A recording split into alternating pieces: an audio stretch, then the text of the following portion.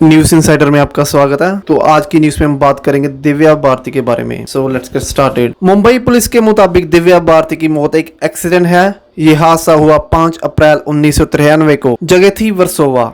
अंधेरी waste Mumbai के तुलसी apartment की 5वीं मंजिल का एक अपार्टमेंट। इस अपार्टमेंट के लिविंग रूम की खिड़की से दिव्या रात 11:30 बजे ग्राउंड फ्लोर पर गिरी। उन्हें नजदीकी कपूर हॉस्पिटल में ले जाया गया। वहां उन्होंने दम तोड़ दिया। 7 अप्रैल को हिंदू रीति रिवाज से उनका अंतिम संस्कार साजिद नाडियावाला ने किया। अब बात मौत की गुत्थी और उसके आगे पीछे की तमाम ब्यूरो। ओम प्रकाश भारती और मीता भारती की बेटी दिव्या भारती ने 9वीं क्लास की पढ़ाई के बाद 14 साल की उम्र में स्कूल छोड़ दिया। तब तक वे कुछ मॉडलिंग कर चुकी थी। गोविंदा के भाई कृति कुमार ने उन्हें बतौर हीरोइन लॉन्च करने का फैसला किया था, पर बाद में बात बिगड़ गई। फिर दिव्या तेलुगु में बनी फिल्म बुबली राजा में वेंकटेश की हीरोइन बनी। फिल्म सुपरहिट रही। हिंदी में लॉन्च पैड बनी राजीव रॉय की फिल्म विश्वात्मा। इसके बाद दिव्या ने धड़ाधड़ कई हिंदी और तेलुगु फिल्में साइन की। तब तक वे परिवार के साथ रहती थी। पिता से ज्यादा नहीं बनती थी। मां के बारे में कई मीडिया रिपोर्ट्स में इस तरह की खबरें आई कि वह ताश और जुए की लत से पीड़ित थी।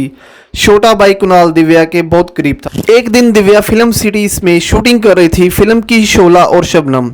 वहां हीरो गोविंदा से मिलने साजिद नाम का एक प्रोड्यूसर आया। दिव्या और साजिद की मुलाकात हुई, प्यार हुआ और दिव्या के 18 साल के होते ही दोनों ने शादी कर ली। दिव्या के पिता ओम प्रकाश इस शादी के खिलाफ थे। उन्होंने कथित तौर पर बेटी से बात बंद कर दी, मगर दिव्या घर का खर्चा उठाती रही। शादी के बाद वे वर्सोवा के तुलसी अपार्टमेंट में रहने लगी। साजिद और दिव्या के कुछ हफ्तों तक अपनी शादी को छिपाकर रखा। उस वक्त की मुंबई में सांप्रदायिक तनाव चरम पर था। साजिद मुस्लिम थे जबकि दिव्या हिंदू। शादी की खबर के बाद हीरोइन के करियर को वैसे ही हिचकोले लग जाते हैं, ऐसा माना जाता था। बहरहाल अब बात उस दिन की है जिस दिन ये सब हुआ। 4 अप्रैल को दिव्या एक फिल्म की शूटिंग के चेन्नई से मुंबई लौटी। अगले दिन उन्हें शूटिंग के लिए हैदराबाद जाना था, मगर तभी एक ब्रोकर ने उन्हें शानदार फ्लैट के बारे में बताया। अरसे से दिव्या अपने नाम पर एक फ्लैट खरीदना चाहती थी। उनके बाएं पैर में चोट लगी थी।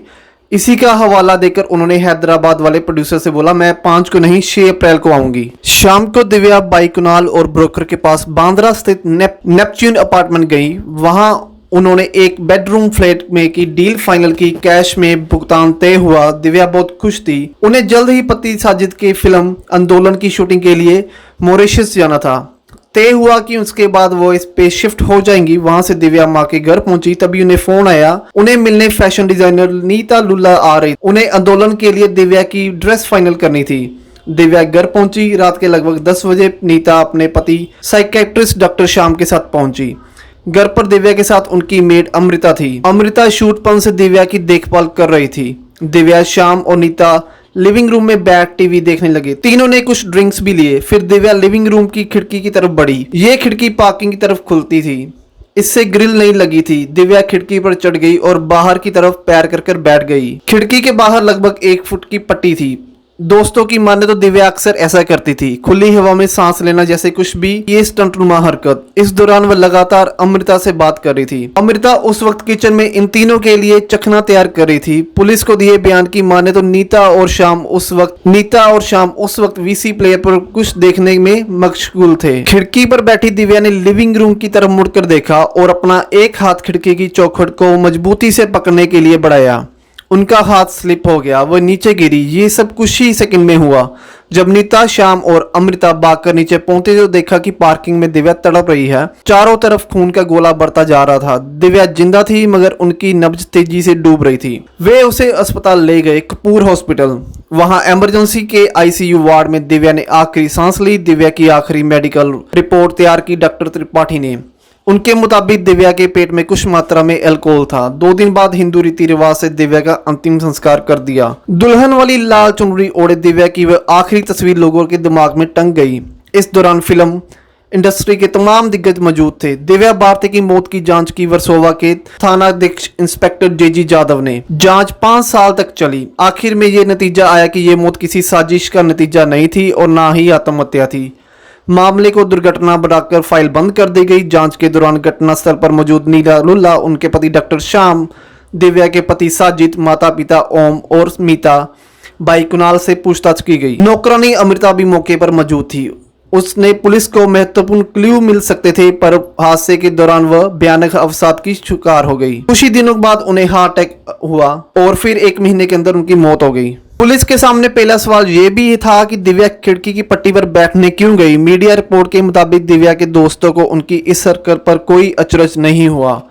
उनके मुताबिक दिव्या को इस तरह के जोखिम लेने की आदत थी। सवाल यह भी उठा कि साजिद उस वक्त कहाँ थे। इसका कोई तसल्ली बख्श जवाब नहीं मिलता। कुछ लोग कहते हैं कि दिव्या का पति से झगड़ा चल रहा था, कुछ अटकलें हैं कि पिता द्वारा की जा रही अनदेखी से दिव्या दुखी थी। ये भी बताते हैं कि दिव्या अपनी मां की जुआ खेलने की आदत से परेशान थी, मगर ये सब बातें हैं जिनका उन्हें वैज्ञानिक आधार पर नहीं मिला। अब तक मौत के बाद दिव्या की 2 फिल्में रिलीज हुई। कमल सदाना के साथ रंग, इसका गाना तुझे ना देखूं तो चैन मुझे नहीं आता सुपरहिट हुआ। दूसरी फिल्म थी जैकी श्रॉफ के साथ शतरंज। दोनों ही फिल्में तमाम खबरों के बावजूद बॉक्स ऑफिस पर कुछ खास नहीं कर पाई। दिव्या ने उस वक्त अनिल कपूर के साथ फिल्म लाडला तकरीबन 80% शूटिंग कर ली थी। बाद में उनकी जगह श्रीदेवी को लेकर फिल्म पूरी की गई। इनके अलावा वह मोहरा, विजय पथ और आंदोलन की भी हीरोइन होने वाली थी। साजिद नाडियावाला ने साल 2004 तक जो भी फिल्में बनाई उसे दिव्या को डेडिकेट किया। फिर उनकी शादी हो गई। इसका भी एक किस्सा है। पत्रकार वरदा खान दिव्या भारती की मौत पर स्टोरी कर रही थी। इस सिलसिले में उनकी साजिद से मुलाकात हुई। फिर दोनों में क्रमश दोस्ती, प्यार और शादी का रिश्ता कायम हुआ। साजिद आज भी दिव्या को याद करते हैं। उनका उदाहरण मिला पिछले साल आई बतौर डायरेक्टर उनकी पहली फिल्म किक से। इससे सलमान खान ने एक सीन भी दिव्या को चर्चित गाने 7 समुंदर पार में तेरे पीछे पीछे आ गई पर डांस किया था। दिव्या चली गई, बड़ी जवानी में चली गई, ये कहना न काफी होगा। 19 साल में तो जवानी शुरू होती है। देश के लाखों करोड़ों लोग उनके प्रशंसक थे। मैं भी इस जमात में शामिल हूँ। इसलिए जब जब उनकी मौत की पहली बात चलती है दिल मुंह को आता है। जिंदगी और मौत की पहली अनसुलझी रह जाती है। I hope you like this video friend. Please subscribe this channel. Thank you.